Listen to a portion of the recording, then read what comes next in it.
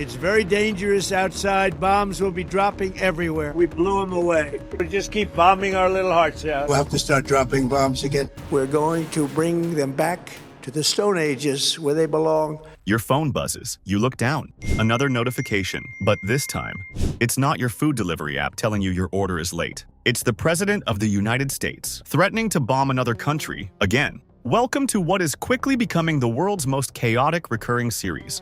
Nobody planned this franchise. Donald Trump did. February 28, 2026, Day 1. The US and Israel launch Operation Epic Fury. 900 strikes in 12 hours. The supreme leader is killed. Trump drops an 8-minute video. He looks into the camera and says, bombs will be dropping everywhere. Fine, war has started. That part somehow feels expected. What happened next is where reality broke down, because within hours, the commander-in-chief completely lost the plot of his own war. Day 2. Trump claimed that Iran was calling him for halting ops. Iranians denied and claimed the statement to be false and baseless. Let's talk about the goal. Why are we fighting? Day 1. Trump tells the Iranian people, take over your government. It will be yours. A call for revolution. When we are finished, take over your government. It will be yours to take. This will be probably your only chance for generations.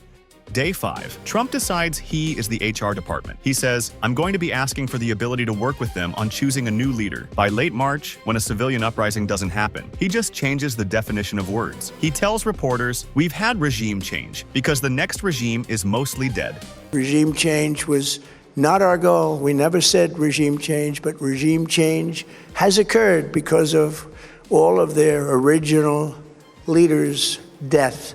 They're all dead.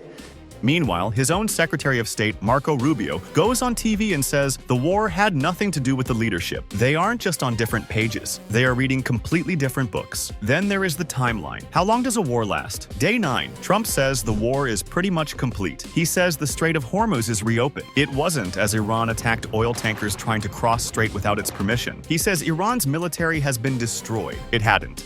Day 11. Trump tours Ohio, then Kentucky. A reporter asks him if this is an excursion or a war, because Trump himself used both words. His response? Well, it's both. It's both. It's an excursion that will keep us out of a war. Later that night, he tells the crowd, we won. In the first hour, it was over. And we've won. Let me tell you, we've won. You know, you never like to say too early you won. We won. We won the bet. In the first hour, it was over. Then, seconds later, we got to finish the job, right? How do you finish a job? That ended in the first hour.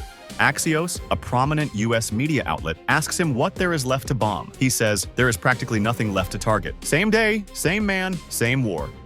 Day 20. Trump says, we've knocked out their Navy, their Air Force, their anti-aircraft. We've knocked out everything. We're roaming free.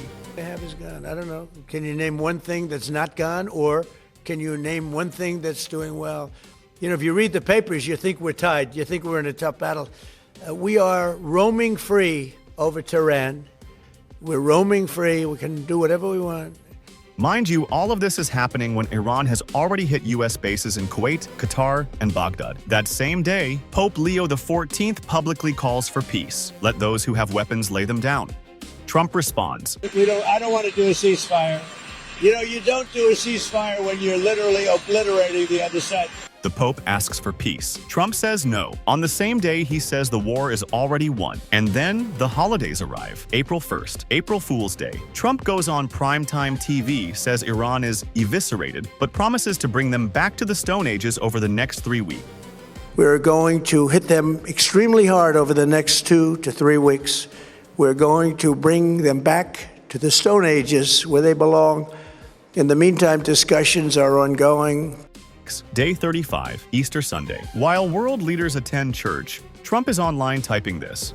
Tuesday will be Power Plant Day and Bridge Day. Open the strait, you crazy bastards, or you'll be living in hell. Day 37, the ultimate bluff. Trump posts, a whole civilization will die tonight. 90 minutes later, Trump announces a 2-week ceasefire. Pakistan called. He agreed. No civilization died. The next morning at 12:01 a.m., a big day for world peace. By the afternoon of that exact same day, if the agreement isn't reached, the shooting starts. World peace to the shooting starts in under 18 hours. Day 42, talks collapse. Naval blockade announced. Trump posts, we are fully locked and loaded.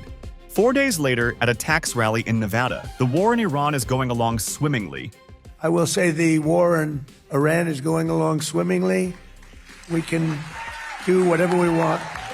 It's perfect. Swimmingly. Day 49. Trump declares, no more Mr. Nice Guy. He threatens every power plant, every bridge. Again. Day 50. A PBS reporter asks what happens when the ceasefire expires tomorrow. Trump answers, then lots of bombs start going off. Not online, not all caps, just casually, like someone discussing dinner plans. And here is the hardest part to swallow. This war? It is real. Iran closed the Strait of Hormuz. Global fuel prices exploded. Over 20,000 sailors are trapped at sea. American service members died. Iranian civilians were killed. Drones crossed borders. The stakes literally could not be higher. But what is also real is that the world's most powerful military operation is being narrated in real time through midnight social media posts with caps lock on. We are 68 days in, and the flip-flops are still on. Trump announced Project Freedom. On May 4th, withdrew it after 2 days. Trump on May 6th said Iran will be blown away if they didn't accept the deal. Hours later, he said talks were going very well. So the bottom line is, 6 deadlines set, none met on their original terms. 5 separate claims that the war was already over. 14 public bomb threats. Every night, the world waits for the next notification, the next threat, the next ceasefire. Because the last 68 days taught the world one thing. There is always another episode. And somewhere tonight, another notification is already being typed. If you like this video, then like, share and subscribe to Mirror Now.